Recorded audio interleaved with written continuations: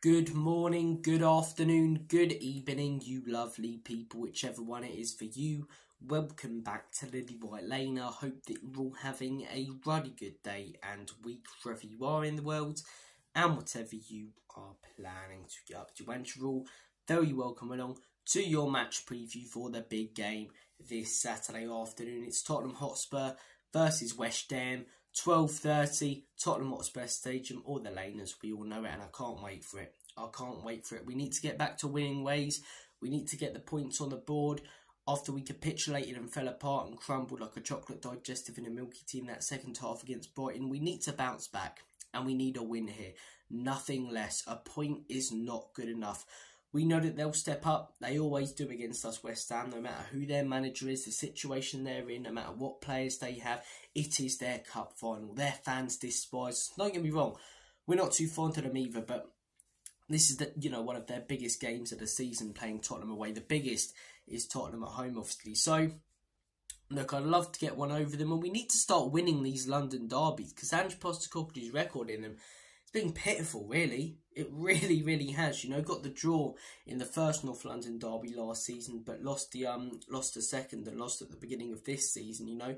Chelsea lost both times last season. Although we lost 4-1, I think the 2-0 loss at the end of the season was worse in terms of performance. We didn't even have a good spell in that game. Whereas the 4-1 game, we don't go down to 9 men, even 10 men. We probably win that about 5 or 6 if that Son goal, counts and he times his run a little bit better, and we don't, as I say, shoot ourselves in the foot like this football club love to. But look, 2 losses against Chelsea last season, a draw and a loss against West Ham. We need to start winning these games. These are the games that mean a lot to our fans. Obviously not as much to our fans as Chelsea and West Ham fans for those games, but we need to start winning these London derbies. We need the points on the board. I did a video the other day talking about how crucial these next 5 games are, and I really, really believe that. West Ham, AZ Alkmaar, Crystal Palace, Man City, Aston Villa. You get good results in all of those games. Your season's back on track. You've got a decent chance, or a much better chance, of winning a cup competition. You lose those games or don't get good results, Ange Postecoglou could be sacked, because top 4 is completely out the window, let alone the title which you wanted to go for, out of the Carabao Cup potentially. So these next 5 are crucial, and it's important that we get the confidence back. We were starting to build it. Brennan Johnson, 5 goals, 5 wins in a row. It would have been perfect if we just held on and had a bit of game management in that second half against Brighton, because then we would have headed into this game 6 wins in a row, real confidence coming back from the international break. But we completely capitulated. And whilst I blame it on the players, I also blame it on Ange for watching the team fall apart and doing nothing about it. So if things aren't going our way in this game, I want to see him react on the sidelines and do something about it. And I don't want to see these players fall apart if things aren't going our way either, because they will make it difficult for us, West Ham. We are not going to win this game, in my opinion, 4 or 5-0 or a comfortable 3-1, Whatever the scoreline is, it's going to be close, in my opinion. And, the match, I think, is going to be a tight one. I reckon they'll have big chances. We'll have big chances. They always make it difficult for us. And they've got some really, really talented and good players in their team. They really have. Jared Bowen, don't get me wrong, he is rated, but still slightly underrated, in my opinion, People do like him and talk about him, but I think he should be talked about like the other wingers that play for England. He's fantastic. He really is. He's dangerous, crosses the ball well, great finisher, as I say. I think he's brilliant. I think he's absolutely brilliant. But their best player, in my opinion, their most dangerous, can play in the midfield on the wing, Mohamed Kudus. I'm surprised he hasn't been snapped up by a big club, and not just in England, in the world, Real Madrid, because he's one of the most skillful players I've seen in the Premier League. We had Saint-Maximin a few years ago. He reminds me of him, just drifting in and out of plays. But what he does better than Saint-Maximin is he isn't as greedy. He passes the ball sometimes. He lays it off. He's a fantastic team player as well. I really, really like Mohamed Kudus. I really, really do. They've got, as I say, a solid defence. But look, in the summer, they made some really good signings. I thought they were going to have a fantastic season. They haven't really. They're mid-table. I mean, so are we, but I'm not saying that we're having a great season, There were a lot of expectations when it comes to West Ham after the summer window they had, and they're not really living up to them now. But they started to in their last game, which we didn't. We did the exact opposite. As I say, the form that we were building up went out the window, and the form that they were losing, as I say, brought back. They're going to head into this game for confidence. 4-1 win. Yes, it's Ipswich, but they're no mugs, Ipswich. They are no mugs. They gave Aston Villa a really good test, got a point against them, keep drawing games, got a point against Brighton, who we fell apart against. So Ipswich are no mugs, and they tore them a new one, West Ham. They really did tear them a new one. So they've got some good players, you know. They haven't had a great start to the season, but they'll step up in this game, in my opinion. Our manager needs to manage the game if things aren't going our way, which at times I don't think they will. I think it'll be a very, very tight and close game. And it'll be interesting to see the lineup for Spurs. In my opinion, I think I'll go with what I'd like to see first, and then I'll go with what Andrew will go with. This would be my personal lineup, right? Hear me out. Vicario in goal. Pedro Porro at right back. I would have Dragazin and Mickey van der Ven as my centre-back partnership with Jed Spence at left-back, right?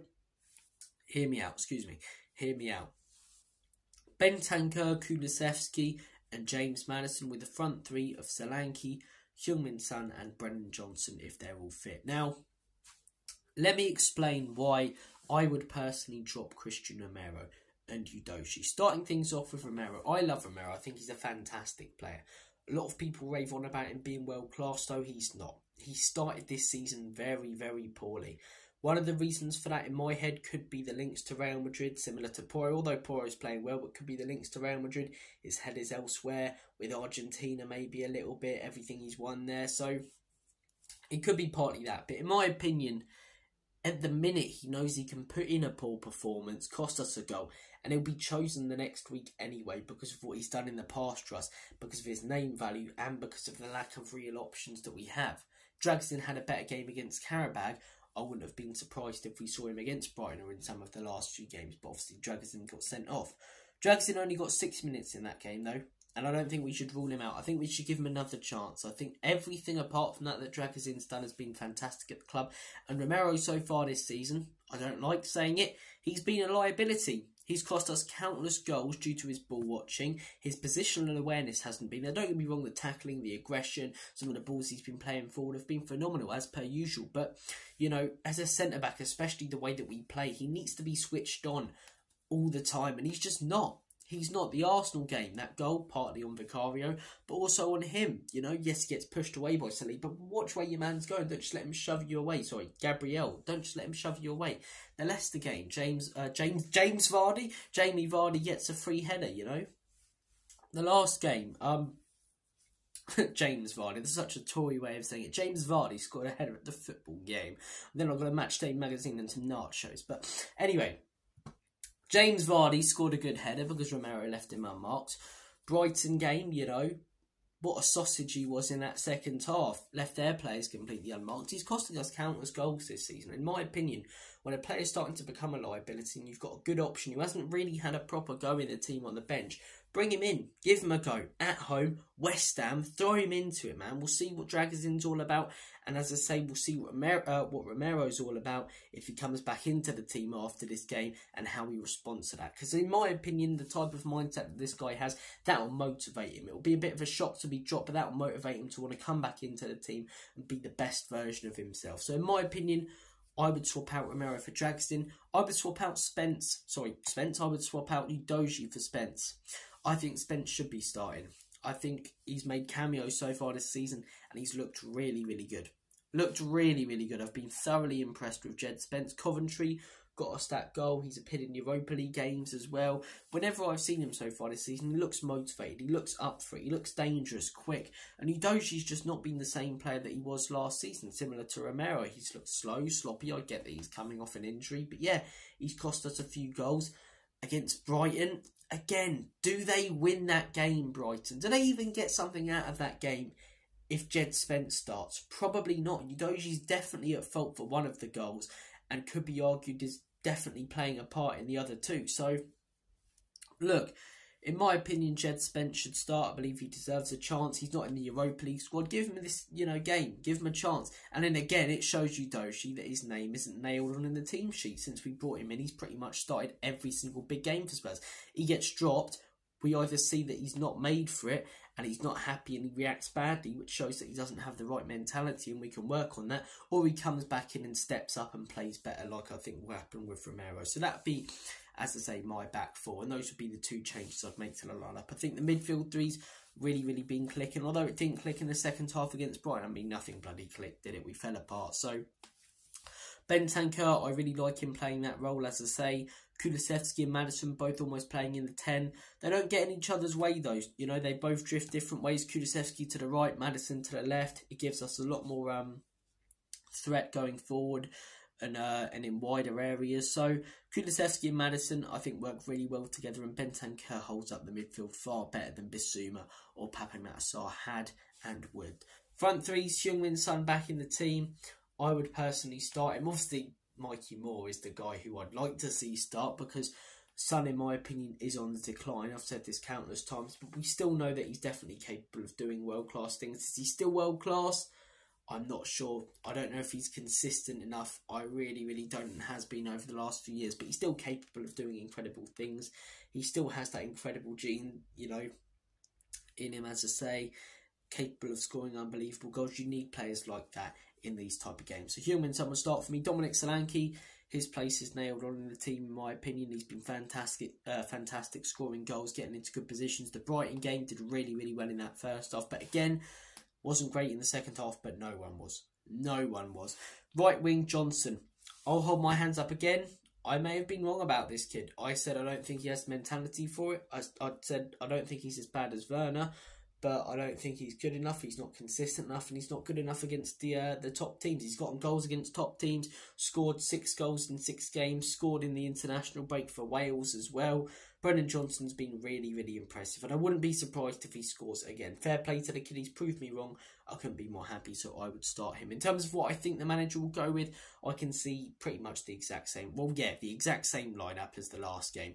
Romero, Mickey van der Ven, Pedro Porro, Udogie, Vicario in goal, midfield 3 of Bentancur, Maddison and Kulusevski in the front 3 of Solanke, Son who comes in, so no Werner, that would be the change, and Brennan Johnson. But yeah, the best fully fit side that Ange would choose, I think he'll go with. But for me, I'd make a couple of changes. Guys, what lineup do you think Ange will go with? What lineup would you like to see Ange Postecoglou go with?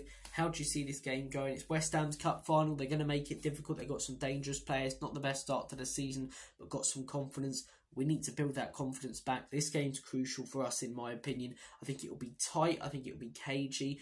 But I'm going to say that Tottenham Hotspur win this 2-1. I think at home gives us a huge advantage. We need to start getting wins in London derbies. The manager, his back's up against the wall yet again after, as I say, not doing anything about that second half capitulation. So I think Tottenham Hotspur do go on to win this game and start this run of games in the right way, coming back from the international break. Guys, score prediction, lineup, how do you think it will go? What do you think on our season so far, West Ham season? All that whole shebang. Take care of yourselves. I'm going to make like a banana and split. Have a good day. And as always, Comedy Spurs.